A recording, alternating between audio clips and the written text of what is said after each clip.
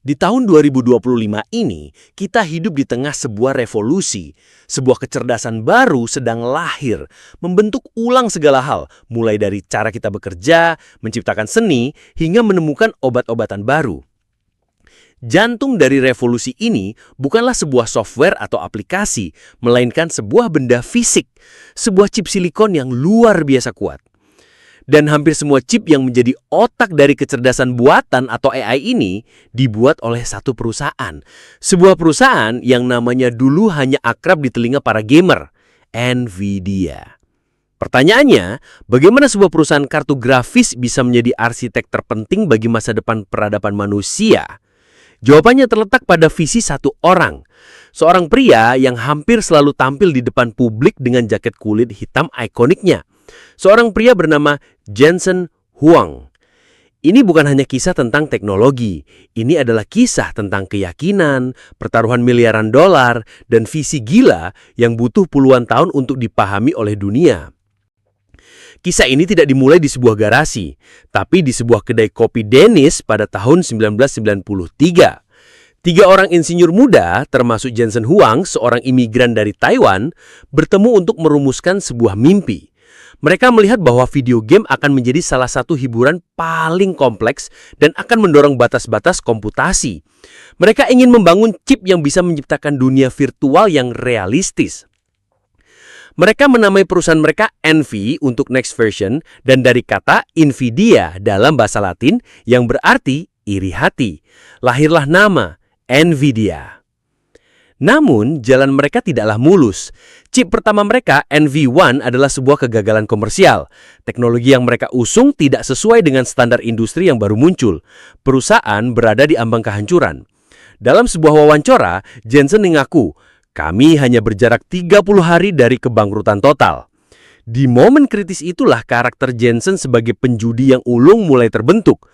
Dengan sisa uang perusahaan, ia mempertaruhkan segalanya pada satu desain chip baru, sebuah pertaruhan hidup mati.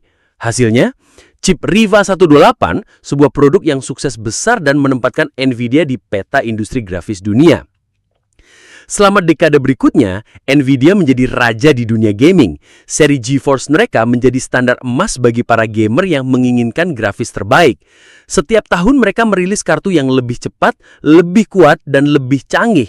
Mereka membangun kerajaan pertama mereka di atas hasrat jutaan gamer di seluruh dunia. Bagi Wall Street dan sebagian besar dunia, NVIDIA adalah perusahaan video game. Titik. Tapi, dalam benak Jensen Huang, ia melihat sesuatu yang jauh lebih besar.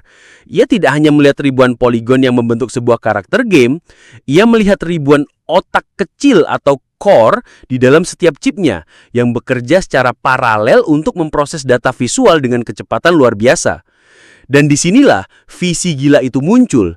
Jensen bertanya, bagaimana jika ribuan otak kecil ini bisa kita program untuk melakukan hal lain selain hanya menggambar? Maka, pada tahun 2006, NVIDIA membuat pertaruhan terbesar dalam sejarah mereka. Mereka merilis CUDA atau sebuah platform yang memungkinkan developer untuk memprogram GPU GeForce untuk segala jenis pekerjaan komputasi, bukan hanya grafis. Ini adalah sebuah langkah yang radikal. Mereka menghabiskan miliaran dolar untuk riset dan pengembangan, menciptakan sebuah arsitektur yang sama sekali baru. Dunia tidak langsung mengerti. Wall Street skeptis, para investor bertanya, untuk apa semua ini? Fokus saja pada gaming. Selama bertahun-tahun, CUDA menjadi produk khusus yang hanya digunakan oleh para ilmuwan dan peneliti untuk simulasi ilmiah.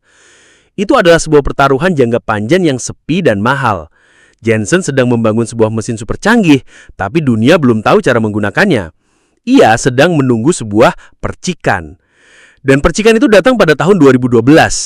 Dalam sebuah kompetisi AI tahunan bernama ImageNet, sekelompok peneliti dari University of Toronto melakukan sesuatu yang belum pernah terpikirkan sebelumnya. Mereka menggunakan dua kartu grafis gaming NVIDIA untuk melatih sebuah jaringan syaraf tiruan. Hasilnya, model AI mereka AlexNet menghancurkan semua rekor sebelumnya dengan tingkat akurasi yang mengejutkan. Itulah momen Big Bang bagi revolusi AI modern. Para peneliti di seluruh dunia tiba-tiba sadar bahwa arsitektur paralel yang telah dibangun NVIDIA selama bertahun-tahun adalah alat yang sempurna untuk melatih kecerdasan buatan. Ribuan core di dalam GPU itu ternyata bisa meniru cara kerja otak manusia dalam memproses informasi secara masif. Jensen Huang mungkin tidak merancang kuda secara spesifik untuk AI, tapi ia telah menciptakan panggung yang sempurna secara tidak sengaja, sekaligus disengaja. Ia tidak beruntung, ia siap. Sejak momen itu, Jensen tidak menoleh ke belakang. Ia dengan cepat mengarahkan seluruh kekuatan perusahaannya untuk melayani gelombang baru ini. Ia tidak lagi hanya menjual kartu grafis, ia menjual sepok dan beliung di tengah demam emas AI. Ia menciptakan chip khusus untuk data center, platform software yang rumit dan superkomputer yang ia sebut sebagai pabrik AI. Hari ini, di tahun 2025, kita melihat hasilnya. NVIDIA bukan lagi sekedar perusahaan triliun dolar, ia adalah infrastruktur fundamental bagi kemajuan zaman. Dari model bahasa raksasa seperti ChatGPT, hingga penemuan obat baru, simulasi iklim, dan mobil otonom, semuanya berjalan di atas silikon yang dirancang oleh perusahaan Jensen Huang. Ia telah menjadi pemasok senjata utama dalam perlombaan AI antar negara dan perusahaan. Kisah Jensen Huang adalah pelajaran tentang keyakinan pada prinsip pertama.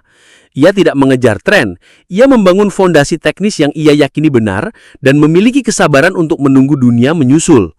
Ia bertaruh bukan pada sebuah aplikasi, tapi pada sebuah arsitektur komputasi. Pria berjaket kulit itu tidak hanya menjual chip, ia menjual kecepatan, ia menjual kekuatan, dan pada akhirnya ia menjual sebuah akselerasi menuju masa depan yang bahkan belum sempat kita bayangkan. Kisah Jensen Huang adalah bukti nyata bagaimana keyakinan pada sebuah visi radikal dapat membentuk masa depan yang bahkan belum kita sadari. Dan di channel Tokoh Modern, misi kami adalah untuk terus menggali cerita-cerita seperti ini. Kisah-kisah para arsitek dunia modern yang berani bertaruh pada masa depan. Terima kasih sudah menonton hingga akhir. Kami ingin mendengar dari Anda. Selain Jensen Huang, siapa lagi tokoh di dunia teknologi atau bisnis yang ceritanya wajib kita bahas selanjutnya? Tuliskan nama dan alasan kalian di kolom komentar di bawah ini. Jika Anda menikmati analisis mendalam seperti ini, kami akan sangat menghargai jika Anda menekan tombol like, subscribe, dan nyalakan lonceng notifikasi agar Anda tidak pernah ketinggalan episode terbaru dari kami. Sampai jumpa di video berikutnya. Terus belajar bersama kami, Tokoh Modern.